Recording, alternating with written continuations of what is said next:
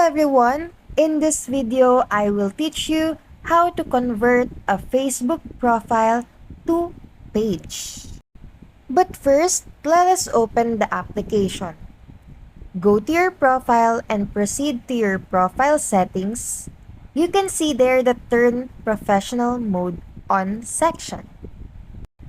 Once you click it, you will see the information about it. Click Turn On.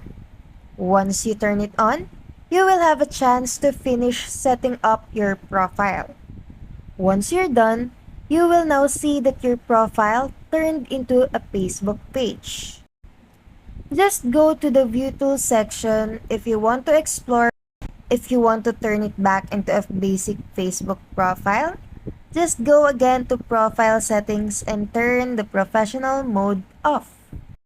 That's how easy and fast it is. Don't forget to like, share, and subscribe for more tutorials.